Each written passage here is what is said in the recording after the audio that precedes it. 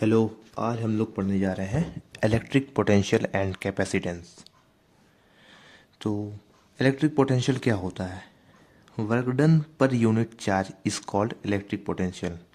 मतलब कितना work done एक यूनिट चार्ज में हो रहा है उसको कहते हैं इलेक्ट्रिक पोटेंशियल। इसका फॉर्मूला होता है V इक्वल टू W/Q। मतलब work done per unit charge, इसको कहते हैं इलेक्ट्रिक पोटेंशियल। और अगर ऐसा यूनिट हम लोग देखेंगे तो जूल पर कूलॉम, ये हमारी इसकी एसआई यूनिट आएगी। अब सेकंड हम लोग को पॉइंट है कि क्या कहते हैं इलेक्ट्रिक पोटेंशियल डिफरेंस। तो इलेक्ट्रिक पोटेंशियल डिफरेंस, जब डिफरेंस की बात आ जाती है तो उसका मतलब है कि किसी दो चीज़ के बारे में पूछा जा रहा है। तो डिफरेंस इसमें दो चार्ज है, एक पॉइंट पे एक बी पॉइंट पे है। जब उसका अलग अलग हम लोग पोटेंशियल निकालेंगे तो उसको हम कहेंगे इलेक्ट्रिक पोटेंशियल डिफरेंस। पहले हम एक पॉइंट का निकालेंगे, फिर दूसरे पॉइंट का निकालेंगे। और डेल्टा, उसका फॉर्मूला से इसको लिखा जाता है डेल्टा वी। डेल्टा जहाँ भी आएगा फिजिक्स में उसको कहते हैं डिफरेंस, उसको कहेंगे डिफरेंस। तो इसमें सीधा सेम उसी की तरह है, सेम इलेक्ट्रिक पोटेंशियल होता है, सेम वैसे ही है, लेकिन ये दो पॉइंट के बीच में पूछा जा रहा है। तो इसकी डिफिनेशन भी ऐसी होती है, work done per unit charge between two points is called electric potential difference. ये भी इलेक्ट्रिक पोटेंशियल है, लेकिन ये दो पॉइंट में लग रहा है। पहला वाला जो हम लोग पढ़े हैं वो मतलब हमारा था कि कहीं क्या कहते हैं एक इन्फिनाइट चार्ज से आ रहा है। मतलब कहीं इन्फिनाइट से हम अगर कोई चार्ज को, मतलब इन्फिनाइट से हमारा एक चार्ज आ रहा है एक पॉइंट पर, एक चार्ज आ रहा है एक पॉइंट पर, तो उसको हम कहते हैं इलेक्ट्रिक पोटेंशियल। दोबारा दूसरा मेरा है कि चेंज पूछा है, तो इलेक्ट्रिक पोटेंशियल डिफरेंस, डिफरेंस मतलब चेंज होता है। तो चेंज जहाँ पे भी आ जाए चेंज वर्ड तो उसको कहते हैं डिफरेंस। इसका फॉर्मूला होता है delta V equal to W/Q। इसकी भी यूनिट सेम होती है, जूल पर कूलम। ये हमारा हुआ इलेक्ट्रिक पोटेंशियल और उसका डिफरेंस। दो टॉपिक खत्म हुआ मेरा। अब थर्ड टॉपिक जो हम लोग पढ़ते हैं वो पढ़ते हैं electric potential due two point charge. मतलब जो पॉइंट चार्ज के में एक इलेक्ट्रिक पोटेंशियल लगता है उसको क्या कहते हैं। मतलब सीधे फॉर्म में हम कहेंगे कि जैसे हमारा एक पॉइंट चार्ज है, एक पॉइंट चार्ज है, एक क्यू चार्ज रखा है मेरा और आर डिस्टेंस पे रखा है एक पॉइंट से। तो इसमें पोटेंशियल जो है डायरेक्टली प्रोपोर्शन होता है चार्ज के, और इनवर्स प्रोपोर्शन होता है डिस्टेंस पे, इसके डिस्टेंस पे होता है, इसके डिस्टेंस पे होता है। तो इसको हम इजी फॉर्म में, जैसे V डायरेक्टली प्रोपोर्शन है मेरा चार्ज पर डिस्टेंस, लेकिन जब कोई प्रोपोर्शन साइड हटता है तो मेरा एक कांस्टेंट आता है, तो वो आ जाएगा KQ/R, KQ/R। तो ये मेरा आया है electric potential due to a point charge. एक पॉइंट चार्ज से मेरा क्या इलेक्ट्रिक पोटेंशियल आया, ये हमने अभी पढ़ा। लेकिन अगर हम इसका ग्राफ बनाएं V वर्सेस, अगर हम इसका ग्राफ बनाएंगे V वर्सेस R का ग्राफ, V वर्सेस R का ग्राफ, तो जैसे जैसे इसका ग्राफ बनता है ऐसे, जैसे V इनवर्स प्रोपोर्शन है ना R के, V इनवर्स प्रोपोर्शन है तो V बढ़ रहा है तो R घट रहा है, अगर R बढ़ेगा तो V घटेगा। सिंपल फॉर्म में ये होता है, सिंपल फॉर्म में हमारा ये होता है। इतना आप लोग को समझ आया होगा। अब दूसरा टॉपिक मेरा है कि electric potential due to electric dipole. मतलब किसी डायपोल से क्या होता है मेरा पोटेंशियल। तो अगर आप लोग डायपोल नहीं जानते हैं तो डायपोल का फॉर्मूला होता है P equal to Q2A, P equal to Q2A। ये होता है मेरा इलेक्ट्रिक डायपोल, ये मेरा हम लोग का फॉर्मूला होता है।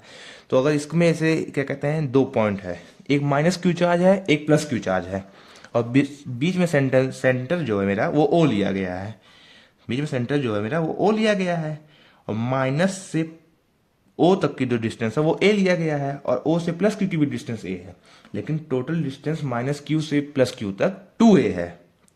ये समझा कि नहीं आप लोग ने? ये पूरी 2a हो जाएगी।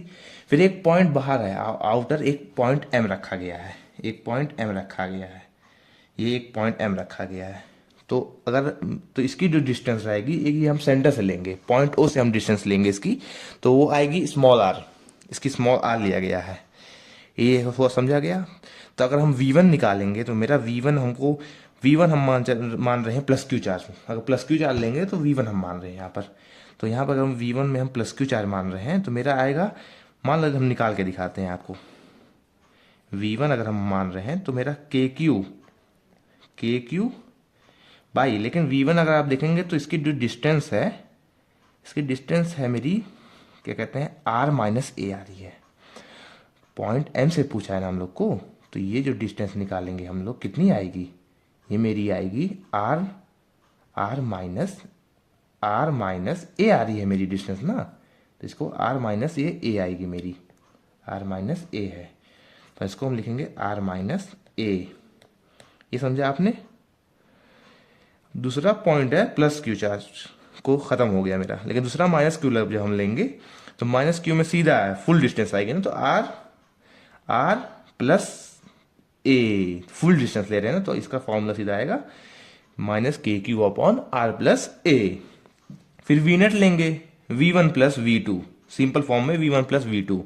तो फिर वी यूनिट में जब के पहला V1 लिखेंगे, V1 मेरा था माइनस नहीं था, प्लस के क्यू अपॉन आर माइनस ए, फिर यहाँ पे आप कहेंगे माइनस कैसे आया, माइनस कैसे आया, जो वहाँ माइनस अगर आप कह रहे हैं यहाँ पे माइनस कैसे आया, तो यहाँ फॉर्मूले लिखिए V2 मेरा माइनस के क्यू अपॉन आर प्लस ए है, तो इसलिए हमको यहाँ प्लस माइनस माइनस होता है, फिर ये के क्यू अपॉन आर प्लस ए, तो टोटल मेरा वी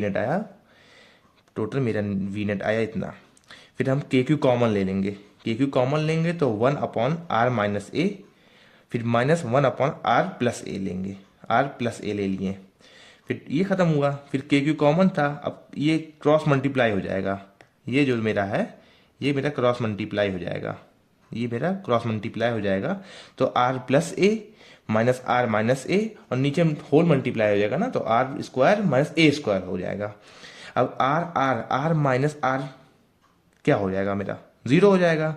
अब ए है और यहाँ पे माइनस माइनस 2a, तो ये 2a हो जाएगा मेरा, तो ये नीचे आएगा मेरा के क्यू 2a, आर 0 हो गया मेरा, upon r square minus a square, ये हुआ। अब पोटेंशियल मेरा वो इलेक्ट्रिक डायपोल हमने पढ़ा है P इक्वल टू 2a, हम लोगों ने इलेक्ट्रिक डायपोल पढ़ा है। तो अगर हम इलेक्ट्रिक डायपोल यहाँ पे उसकी वैल्यू रख दें P इक्वल टू 2a, तो मेरा सिंपल फॉर्म में हो जाएगा, वो हो जाएगा मेरा P इक्वल टू 2a। सीधा अगर हम लिखना चाहें तो मेरा वी नेट आ जाएगा